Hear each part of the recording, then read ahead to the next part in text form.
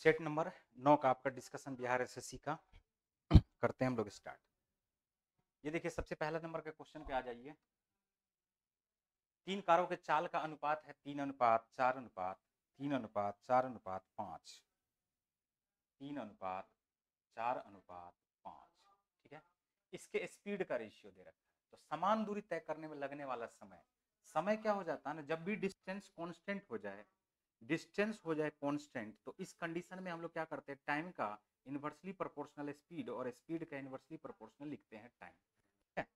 तो टाइम का inversely proportional मतलब ये हो जाएगा असल में 1/3, 1/4 और क्या हो जाएगा 1/5।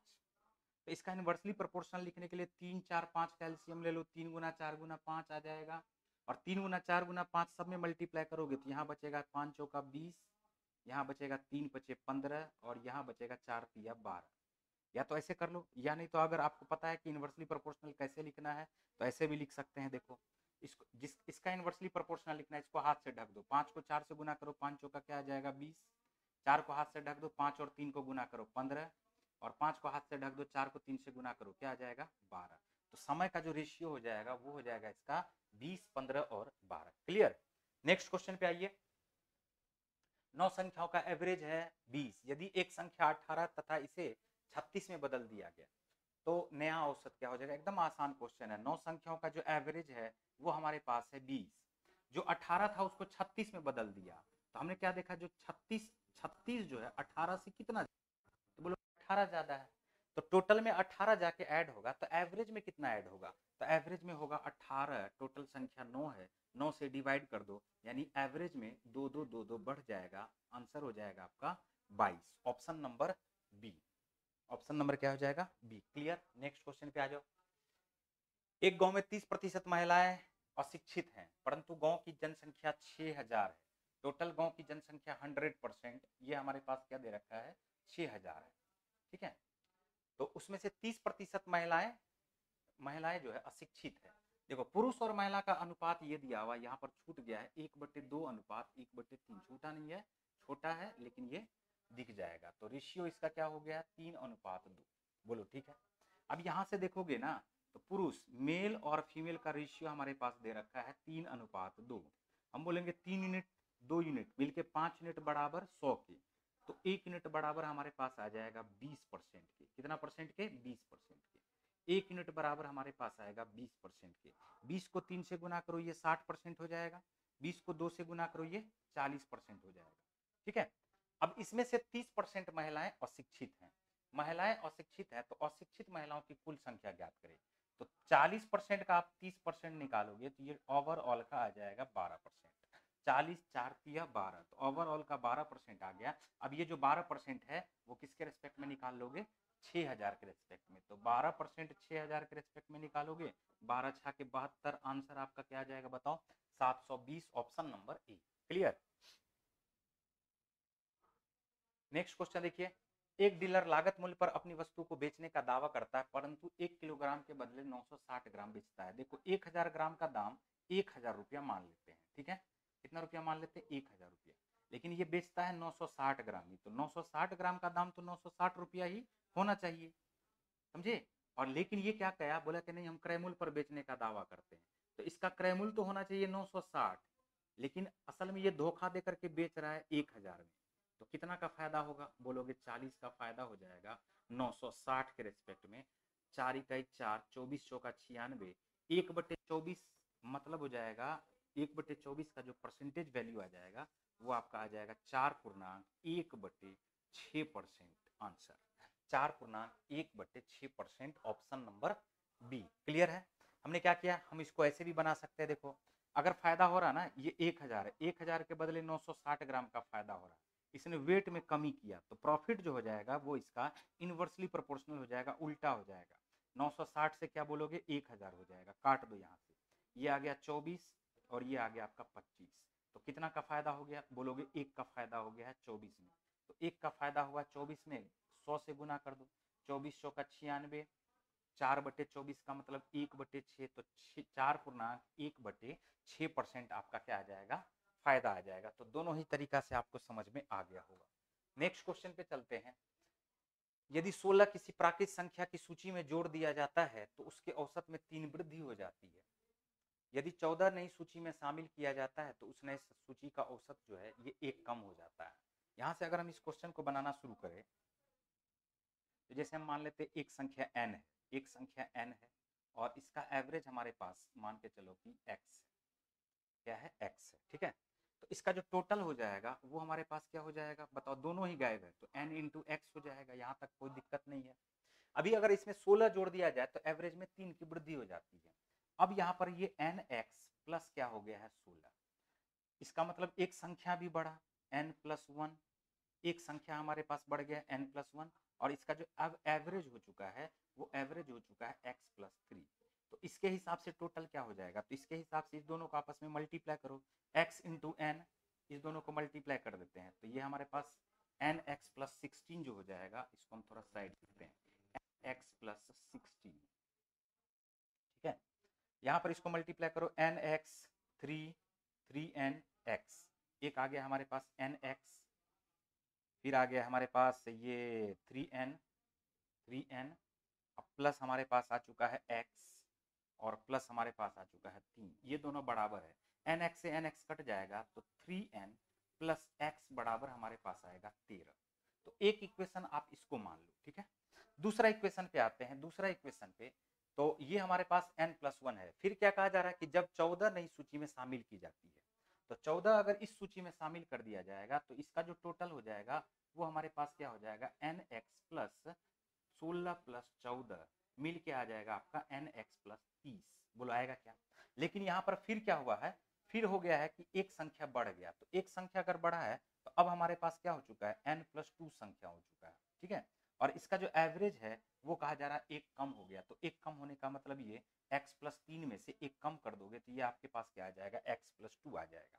तो इसके हिसाब से अगर आप टोटल देखना शुरू करोगे तो ये आएगा nx प्लस ये आ जाएगा आपका 2x प्लस ये आ जाएगा 2 दूनी 4, ये आ जाएगा आपका 2 दूनी 4 और 2n, 2 दूनी 4 और 2n और प्लस क्या आ गया है 4, ये बराबर। तो nx से nx फिर से कट गया तो यहाँ से हमारे पास क्या आ चुका है, ये देखो, ये दोनों मिल करके हम लोग इसको लिख सकते हैं 2n प्लस 2x बराबर 16 प्लस 14 मिलके 30, 30 में से 4 घटा दोगे आ जाएगा 26, यहाँ से n 2 कॉमन लेकर के काट दो, ये आ गया 13। तो 3n प्लस एक्स बराबर 13 आया और n प्लस एक्स बराबर भी 13 आ गया है, ठीक है। तो n का मान यहाँ पर कैसे निकलेगा, ये तो देखो कुछ गलती है इसमें क्वेश्चन, यहाँ पर कुछ गलती है भाई। क्यों, क्योंकि 3n प्लस एक्स बराबर हमारे पास है 13 और ये हमारे पास n प्लस एक्स बराबर हमारे पास है 13। तो अगर घटा देते हैं तो यहाँ पर हमारे पास x से x कट के ये तो 0 आ गया, तो 2n बराबर 0, तो n बराबर तो क्या हो जाएगा, देखो इस क्वेश्चन में कुछ गलती है, ठीक है, इस क्वेश्चन में कोई ना कोई डेटा यहाँ पर गलत लिखा हुआ है। चलिए नेक्स्ट क्वेश्चन पे आते हैं। नेक्स्ट क्वेश्चन देखिए, एक तो ये इतना बड़ा में भी नहीं बनेगा, ठीक है। अगर हम इसको बनाना चाहे तो ऑप्शन से उठा करके हम सॉल्व करेंगे। ऑप्शन से उठा के सॉल्व करने का क्या मतलब है, ये देखो अगर इस क्वेश्चन को बनाना रहता तो हम इस क्वेश्चन को कैसे सॉल्व करते, हालांकि यहाँ पर डेटा कुछ गलत है। हम मान लेते कि ऑप्शन नंबर ए हमारा सही है, पहला ऑप्शन। तो दो संख्याओं का एवरेज x है तो यहाँ से ये हो जाएगा 2x, 16 जोड़ दो तो अब हमारे पास ये टोटल 3 संख्या हो जाएगा और एवरेज इसका x+3 हो जाएगा। तो गुना कर दो 3x प्लस 9, 3x प्लस 9, ये दोनों बराबर होगा। 3x में से 2x घटाओगे यहाँ से हमारे पास x आ जाएगा और x बराबर हमारे पास क्या आ जाएगा, 7 आ जाएगा। लेकिन क्वेश्चन में क्या कहा जा रहा है कि अगर इसमें 14 जोड़ दिया जाए, 14 जोड़ दिया जाए इसी 2x में अगर 14 जोड़ दिया जाए तो ये हमारे पास 30 हो जाएगा, जबकि संख्या हमारे पास हो जाएगा अब 4। और बोला क्या कि औसत एक कम हो जाता, सूची का औसत एक कम हो जाता है, तो एक कम होने का मतलब x+2 हो जाएगा, मतलब 4 संख्याओं का जो एवरेज है वो हमारे पास क्या हो जाएगा, x+2 हो जाएगा। मल्टीप्लाई करो इसको, तो मल्टीप्लाई करोगे तो ये आ जाएगा 4x और 4 दूनी 8, ठीक है। तो इसके हिसाब से देखो ये 4x में से 2x को घटा दोगे तो ये आ जाएगा हमारे पास 2x बराबर 22 के, तो x बराबर आया 11, यहाँ 7 है यहाँ 11, संभव नहीं है, पहला ऑप्शन। दूसरा ऑप्शन 3 लेकर के अगर हम लोग बनाते हैं तो 3 का एवरेज हमारे पास अगर यहाँ पर x ले लोगे तो यहाँ पर ये टोटल हो जाएगा 3x प्लस 16, ठीक है। लेकिन बोला है क्या कि अगर एक और संख्या आ जाए, एक और संख्या जोड़ेंगे तो ये x+3 हो जाता है। तो इसके हिसाब से ये हमारे पास क्या हो जाएगा 4x+12, 4x+12। तो 4x में से 3x घटाओगे तो x का मान हमारे पास क्या आ गया है 4 आ गया। फिर बोला क्या कि अब 4x का चार संख्याओं का x+3 है, एक और संख्या जोड़ दिया जाए। जब 14 नई सूची में शामिल किया जाता है, अगर 14 यहाँ पर जोड़ दिया जाएगा तो टोटल हमारे पास हो जाएगा 3x+30। ठीक है, और एक बार अगर और जोड़ दोगे तो 5 संख्या हो गया और x+2 हो जाएगा। तो 5 गुना x+10 ये बराबर आ जाएगा।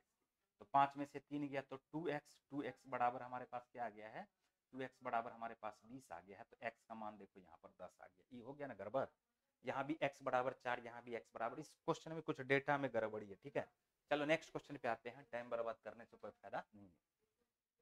ये देखो एकदम आसान है, रूट यहाँ पर जो है 0.03 अगर हटा दोगे तो यहाँ से देखो क्या आ जाएगा, यहाँ से इसके नीचे में आएगा 2 गो जीरो। कितना जीरो आएगा 2 गो जीरो। इसके नीचे में भी क्या आएगा 2 गो जीरो आएगा। इधर भी देखो 2 गो जीरो आएगा, 2 गो जीरो आएगा। उसका इसका मतलब है कि ऊपर में हम लोग क्या लिखेंगे 1/100। ठीक है, और यहाँ पर अंदर में क्या लिख सकते हैं, अंदर में अब हमारे पास क्या सब बच जाएगा, अब हमारे पास बच जाएगा 33 का स्क्वायर, 3 का स्क्वायर प्लस 22 का स्क्वायर प्लस 44 का स्क्वायर। रहने दो इसको, नीचे में आ जाओ। नीचे में इस बार क्या हो गया ना, ये हमारे पास 1000 हो गया, ये हमारे पास क्या हो गया 1000 हो गया। तो 1000 कॉमन ले लोगे तो 1000 कॉमन ले लिए हम लोग, यहाँ पर 1000 कॉमन ले लिए हैं। बाकी देखो वही बात बचेगा, ये 3 का स्क्वायर प्लस 22 का स्क्वायर प्लस ये हो जाएगा 44 का स्क्वायर। ये पूरा का पूरा कट जाएगा, यहाँ से 1 2 3 4 1 2 3 और 4 जीरो कट गया। तो 1 के बट्टे में 1/100 ऊपर 100 उलट करके आंसर आपका क्या आ जाएगा 100, ऑप्शन नंबर ए। हालांकि इस क्वेश्चन को देखते ही आंसर मारना था, कुछ भी इसमें करने का जरूरत नहीं है, इतना बनाने का कोई जरूरत नहीं है। यहाँ पर देखो रिलेशन 2 जीरो है, यहाँ भी, यहाँ देखो 3 22 44 कटेगा ही, तो जो भी आंसर आएगा वो 100 ही आएगा। जो भी आंसर आएगा वो क्या आएगा 100 आएगा या 1000 आएगा। जो भी आंसर आएगा या तो 100 आएगा या तो 1000 आएगा या तो 10,000 आएगा। बात आ रहा समझ में। और यहाँ पर देख लो ये ऑप्शन हो ही नहीं सकता, 80 120 50 हो ही नहीं सकता है। तो हमारे पास 100 1000 10,000 में से कौन सा ऑप्शन सही है, ऑप्शन नंबर ए। ठीक है, चांदी पानी से 19 गुना भारी है, ठीक है, और तांबा पानी से 9 गुना भारी है, जबकि दोनों को मिक्स कर दिया जाता है तो ये 15 गुना भारी हो जाता है। रेशियो पूछ रहा है किस रेशियो में मिलाया जाए। 15 में से 9 घटाओगे 7 आएगा, 19 में से 15 घटाओगे ये 4 आएगा। आंसर आपका आ गया है 4:7:4। 19 पानी 15 में से 9 गया 9 6 15। ओहो, एक सेकंड, ये हमारे पास क्या हो जाएगा 15 में से 6 और ये आ जाएगा 4। रेशियो कर दो इसका 3:2, option number B, option number B. ठीक है, कोई धनराशि का चक्रवृद्धि ब्याज एवं साधारण ब्याज के बीच 20% वार्षिक वर्ष से 4 वर्ष में अंतर है, 4 वर्ष में अंतर है 684, तो यह धनराशि ज्ञात करे।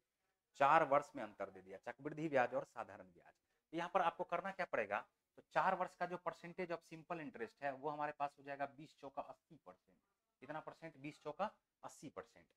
लेकिन 4 वर्ष में आपको क्या करना पड़ेगा, चक्रवृद्धि ब्याज भी निकालना पड़ेगा। देखो यहाँ पर तो चक्रवृद्धि ब्याज क्या करते हैं, थोड़ा सा आपको याद रखना पड़ेगा, और कुछ खास है नहीं यहाँ पर। 20 20 20 और क्या हो जाएगा 20। तो 3 वर्ष का तो आपको एकदम पता ही होना चाहिए, ये 72.8% होता है। 72 दशमलव क्या होता है 8%। अब इसका मल्टीप्लाई कर दो, इसको अगर मल्टीप्लाई करोगे तो 0 से 0 कट जाएगा, 728 का डबल करोगे 1456 आएगा, और 1456/100 करोगे 14.56% आएगा। अब यहाँ से सबको ऐड कर देते हैं, तो 72 प्लस 20, 72 प्लस 20 मिल के 92, 92 प्लस 14 मिल करके हो जाएगा 106, और 106 107.8536% आएगा। अब इसका थोड़ा सा यहाँ पर आपको अंतर लिखना पड़ेगा। इसका अंतर आपके पास क्या आ जाएगा बताओ 27.36%, और यही हमको दिया हुआ 684 के बराबर। तो 100% निकालेंगे, तो 100% अगर निकालोगे ना तो 684/27.36 को मल्टीप्लाई किससे करना पड़ेगा 100 से मल्टीप्लाई करना पड़ेगा। देख लो काट करके, तो यहाँ पर इसको हटा देते हैं तो 2 जीरो आ जाएगा। हमें लग रहा है क्या 6 चौका 24 और 4 चौका 16, 8 चौका 32, 33, ठीक है 6 चौका 24। देखो ये 4 बार में कट गया। अब 4 से आप इसको काट दो, 2500 का 100, आंसर आ जाएगा आपका 2500, option number B, option number B. Clear? Percentage of simple interest बराबर हो जाता है रेट इनटू टाइम के, परसेंटेज ऑफ सिंपल इंटरेस्ट बराबर हो जाता है आपका रेट इनटू टाइम के, ठीक है। और यहां से हमने क्या किया, 20% 20% 20% का हमने 3 वर्ष में याद रखा कि 72.8% होता है। 2 वर्ष में कितना परसेंट होता है, 44% होता है effective rate of compound interest. तो एक बार हमने इसको मल्टीप्लाई किया तो 1456/100% आया। जब हमने सारे को ऐड किया तो हमें पता चला कि total percentage of compound interest आया है 107.36%। इस दोनों का अंतर आ गया 27.36%, और ये 684 के बराबर है। तो 100% बराबर कितना होगा, ठीक है। चलिए नेक्स्ट क्वेश्चन पे आते हैं। नेक्स्ट क्वेश्चन देखिए हमारे पास क्या कह रहा है। अब कोई धनराशि 5 वर्ष में चक्रवृद्धि ब्याज की दर पे दोगुनी होती है, यह कितने वर्ष में 8 गुनी हो जाएगी। 5 वर्ष में ये 2 गुनी हो गई, कितनी गुनी, 5 वर्ष में 2 गुनी। तो 2 से 4 होने के लिए इसको कितना वर्ष लगेगा, 5 वर्ष और लगेगा। 4 से 8 होने के लिए इसको कितना वर्ष और लगेगा, बोलोगे 5 वर्ष और लगेगा। तो 5 को 3 बार ऐड कर दोगे तो आंसर आ जाएगा 15 वर्ष। कितना वर्ष आंसर आ जाएगा आपका, 15 वर्ष। क्लियर?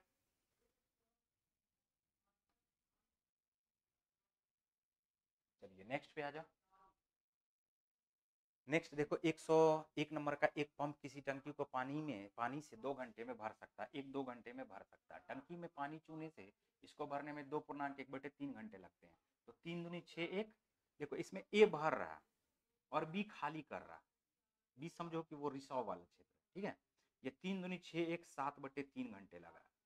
तो बोला भरी हुई टंकी पानी को चूने के कारण कितने समय में खाली हो जाएगी। यहाँ से हम लोग 7 और 2 का एलसीएम 14 ले लेते हैं। इसका एफिशिएंसी 7, 7 से काटोगे तो इसका एफिशिएंसी आ गया है 3, ठीक है। अब यहाँ से देखो 7 3 दूनी ये आ जाएगा 6, क्या आ जाएगा 7 दूनी 14, 7 दूनी 14, 3 दूनी 6 आ जाएगा। अब यहाँ से ऐसे सोचो कि एक भर रहा है और बी के वजह से 6 ही मात्र भर रहा है। इसका मतलब खाली करने वाले का जो एफिशिएंसी है वो क्या है बताओ, 1। वो क्या हमारे पास है, 1।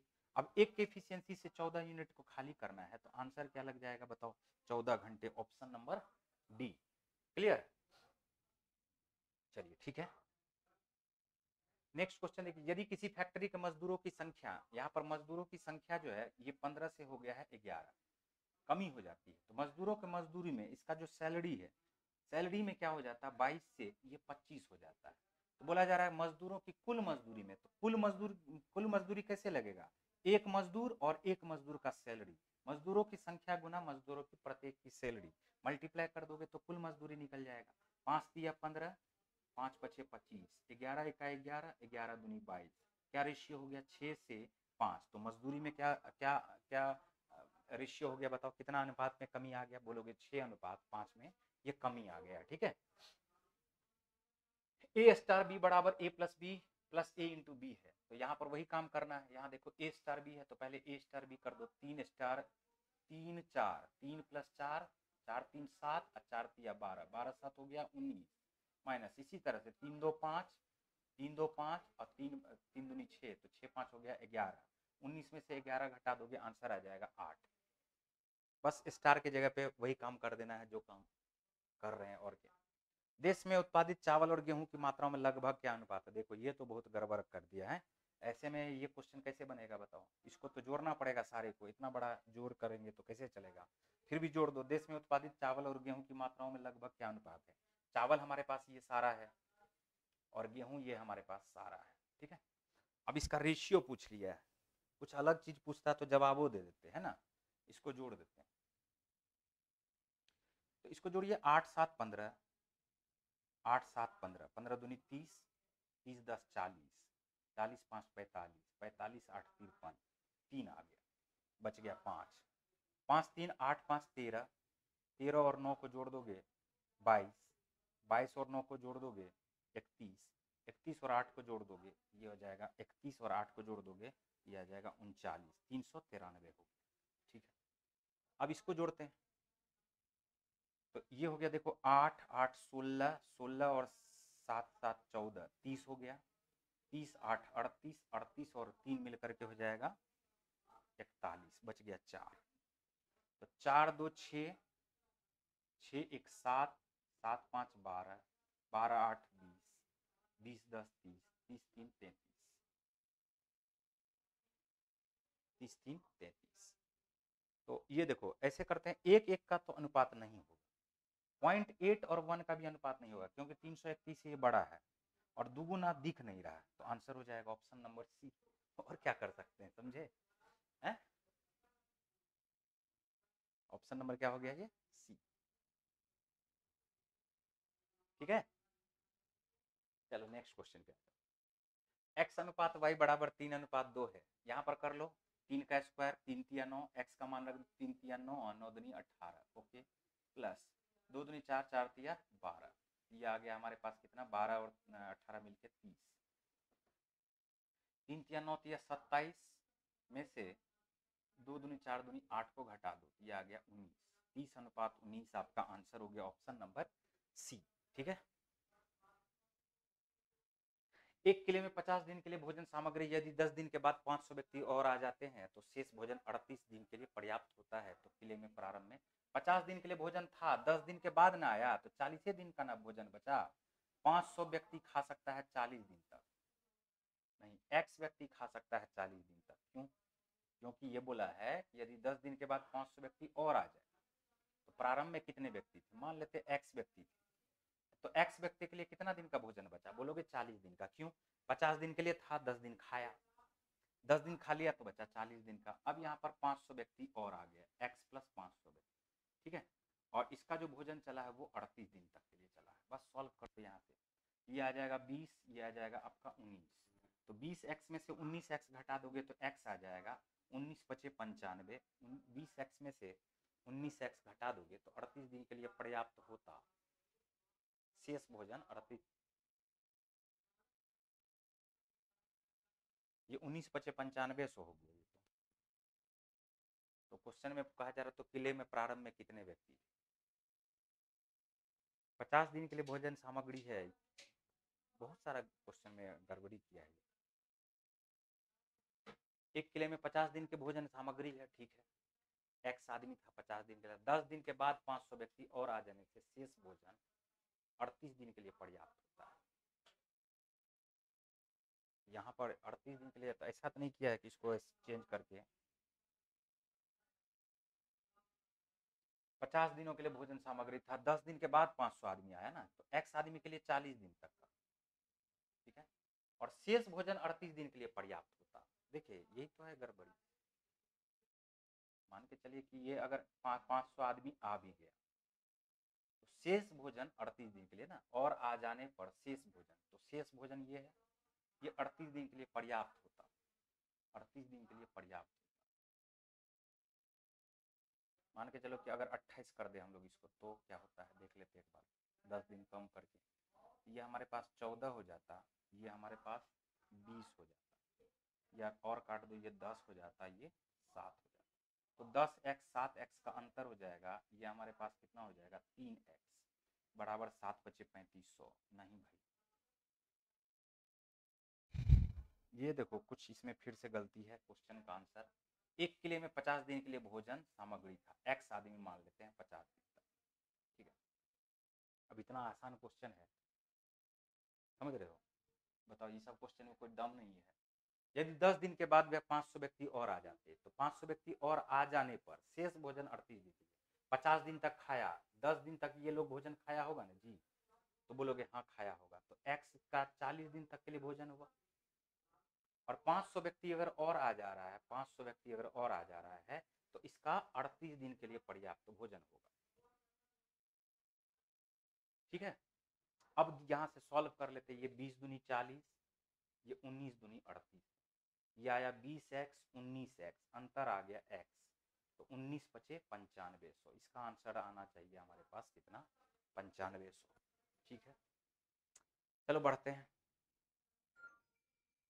किसी विद्यालय में 70% विद्यार्थी लड़के हैं, लड़कियों की संख्या 504 है, ये 30% बराबर आ गया है 504 के, तो लड़कों की संख्या ज्ञात करना है। 70% विद्यार्थी लड़के हैं, तो 70% निकाल लो, 3 से काटो इसको, 16 3 अट्ठे 24, अब 168 को कर दो 7 से गुना, यूनिट डिजिट चेक करो, 8 7 56 6 वाला आंसर होगा option number A. Unit digit हमने बोला 8 सते 56, 6 आ रहा है, 6 है क्या, नहीं है क्या, नहीं है, नहीं है, आंसर हो जाएगा, या गुना करके आप चेक भी कर लेना। 8 सते 56, 16 सते 112 में 5 जोड़ दोगे तो 117, आंसर आ जाएगा 176। क्लियर। नेक्स्ट क्वेश्चन, यदि कोई वस्तु 178 में 11% की हानि पर बेची जाती है तो 11% का प्रॉफिट प्राप्त करने के लिए कितना में बेचा जाएगा? तो 89% पर बेचा जा रहा है, 11% लॉस पर 178, 11% का प्रॉफिट 111%, 9 दूनी 18, 8 दूनी 16, 1% बराबर आपके पास आ जाएगा 2 के, तो 111% बराबर क्या आ जाएगा 222 रुपया के, ऑप्शन नंबर सी। ठीक है, वह छोटी से छोटी संख्या ज्ञात करे। देखो ये दो पार्ट में इसको तोड़ दो, 635 20 घटाने पर एक पूर्ण वर्ग प्राप्त होता है। तो अब इसमें से क्या घटा है कि एक पूर्ण वर्ग प्राप्त होगा? सबसे पहले यहाँ पर याद करो एक चीज, 250 का स्क्वायर क्या हो सकता है? तो हम बोलेंगे 600 2500। हमने यहाँ पर थोड़ा सा दिमाग लगाया कि पहले तो हम इसके नजदीक पहुंच जाते हैं, 600 2500 आ गया। ठीक है, अब थोड़ा सा और आगे बढ़ते, 251 का स्क्वायर या 252 का स्क्वायर निकाल लेते हैं।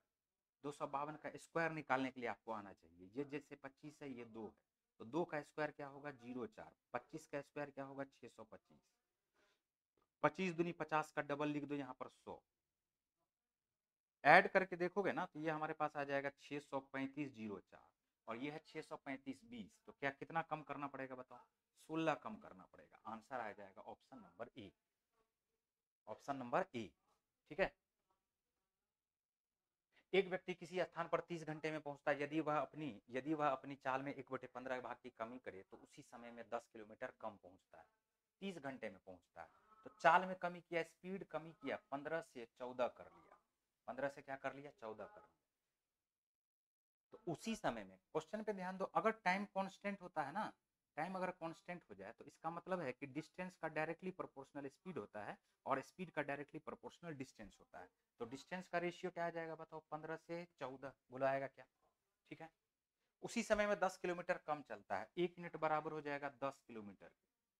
ठीक है, तो उसकी चाल प्रति घंटा ज्ञात करना है, तो पहले डिस्टेंस कितना तय किया? तो ये 150 किलोमीटर डिस्टेंस तय किया है। 1 यूनिट बराबर 10, तो 15 यूनिट बराबर 150, और 30 घंटे में पहुंचा है, टाइम हमारे पास है 30 घंटा, 30 से डिवाइड कर दोगे तो इसका स्पीड निकल जाएगा 3 × 5 = 15, 5 किलोमीटर पर आवर, आपका आंसर होगा ऑप्शन नंबर डी। ठीक है,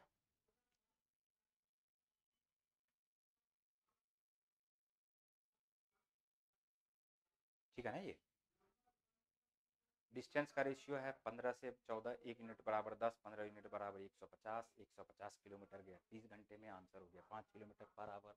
अगला क्वेश्चन पे आते हैं, 120 प्रत्याशियों द्वारा अंकों का औसत है 35, उत्तीर्ण जो पास किया है उसका एवरेज दिया है 39, और जो फेल किया है उसका एवरेज है 15, अब दोनों मिला के एवरेज है 35।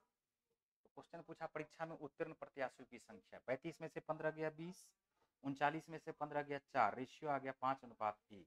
हम बोलेंगे यही 6 यूनिट बराबर 120 के होगा, तो 1 यूनिट बराबर हमारे पास क्या होगा 20 के, 1 यूनिट बराबर हमारे पास क्या होता है 20 के। तो क्वेश्चन पूछा है पास कितने हैं, तो 20 को 5 से गुना कर दो, आंसर आ जाएगा आपका 100, option number A, option number क्या आ जाएगा आपका ए। क्लियर। तीन संख्या इस प्रकार है कि दूसरी संख्या पहली संख्या से दुगुनी और तीसरी संख्या से तिगुनी है। तीन संख्या इस प्रकार है, तीन संख्या इस प्रकार है कि दूसरी संख्या पहली से दुगुनी और तीसरी से तिगुनी, ये दुगुनी भी है तिगुनी भी है, बोलेंगे 6 गुनी। दूसरी संख्या पहली से दुगुनी, पहली से दुगुनी, ओके, तीसरी से तिगुनी, ओके, 2 × 6 ऐसा, ठीक है ना। अब तीनों संख्याओं का एवरेज है 44, तो टोटल निकाल लो, 6 3 9 9 2 11, तो तीन संख्या का एवरेज 44 है, तो टोटल क्या 44 × 3 होगा क्या बताओ? एवरेज अगर 44 है तो टोटल क्या 44 × 3 हो जाएगा, और अनुपातिक योग बराबर कुल के होता है, हम बोलेंगे 6 3 9 9 2 11, 11 यूनिट बराबर 44 × 3 के, तो 1 यूनिट बराबर क्या आ जाएगा 12, 1 यूनिट बराबर किसके आ जाएगा 12 के, तो 6 3 9 9 2 11। ठीक है, यहाँ तक सही है। क्वेश्चन बोला सबसे बड़ी संख्या ज्ञात करनी है, तो 12 को 6 से मल्टीप्लाई कर दो, आंसर आ गया 72, ऑप्शन नंबर बी। ठीक है, 117 को पी क्यू आर में बांटना है, देखो 1/2, 1/3, 1/4 में बांटना था, गलती से बटा गया 2:3:4 में, तो इसमें कौन लाभ में रहा? देखो देख करके, तो इसमें लाभ में बोला ना, तो लाभ में बोला कौन कितना लाभ में, कितना ज्यादा लाभ में है, वो उससे नहीं पूछा है, सीधा आंसर लिखना है। सोचो थोड़ा सा अपना बुद्धि लगाओ, 1/2, 1/3, 1/4 दिखने में ही लग रहा है कि जो सब लाभ में तो वही रहेगा जिसको मिलना था कम मिल गया ज्यादा, तो मिलना किसको कम था, सबसे लास्ट वाले को। लास्ट वाला है क्या, आर, आर को सबसे कम मिलना था, सबसे ज्यादा किसको मिल रहा है, आर को। लाभ में कौन रहा बताओ, लाभ में कौन रहा, इसमें से कौन लाभ में रहा, कौन लाभ में रहा, यहाँ पर देखो एक और लाभ में रह सकता है, क्यू भी लाभ में रह सकता है, ठीक है, हम इसके बारे में निकाल ही लेते। देखो ये हमारे पास 3, 2 और 4 का एलसीएम 12 होगा, 12 को गुना करोगे ये 6 आएगा, 3 चौका 12 आएगा और 4 तिया 12 आएगा। बोलता सबसे ज्यादा लाभ में कौन रहा, तो आंसर तुम 1 सेकंड का आंसर होता बोलते आर, लेकिन यहाँ पर एक और ऑप्शन दे दिया है क्यू और आर, हम पहले चेक कर लेते हैं कहीं क्यू भी लाभ में है क्या। तो 6 4 10 10 3 13, 13 यूनिट बराबर हो जाएगा आपके पास, 13 यूनिट बराबर हो जाएगा, या इतना करने का जरूरत नहीं है, इसी धन को बांट रहा है एक दूसरे में, ये 13 है और ये 4 3 7 2 9 है, तो ये 13 हुआ और ये 9 हुआ, 13 में कर दो 9 से गुना और 9 में कर दो 13 से गुना, खत्म, चेक कर लो, 9 तिया 27, 13 चौका 52 लाभ में रहा, 9 चौका 36, 13 तिया 39 ये भी लाभ में रहा, और ये तो बेचारा घाटा में चला गया। आंसर हो जाएगा option number D, option number D. Clear. एक पुरुष एक स्त्री और एक लड़का मिलकर एक काम को 3 दिन में पूरा करते हैं। यदि एक पुरुष अकेला एक काम को 6 दिन में करते हैं और एक लड़का अकेला 18 दिन में करता है, तो एक पुरुष के द्वारा, देखो 6 दिन में एक पुरुष के द्वारा जो किया गया वर्क है वो एक लड़का के द्वारा 18 दिन में किया जाना है, ठीक है। तो बताओ कि पुरुष और उस लड़का का एफिशिएंसी का रेशियो क्या 3:1 होगा क्या, बताओ। और फिर क्या कहा जा रहा है, तो एक स्त्री अकेले उसे कितने दिनों में पूरा कर सकती है, ठीक है। तो यहां से देख लो, कहा क्या जा रहा है, एक पुरुष एक स्त्री और एक लड़का, एक लड़का इसी काम को 3 दिनों में पूरा करते हैं, ठीक है।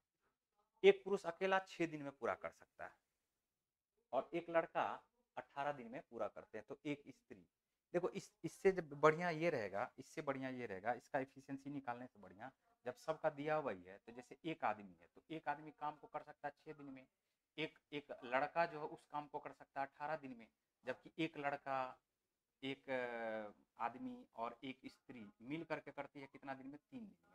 तो यहाँ से 6 18 3 का एलसीएम ले लो, ये 18 आ जाएगा, ये टोटल यूनिट वर्क निकाल लो यहाँ से, तो 6 तिया 18, 18 इकाई 18 और 3 छाके 18।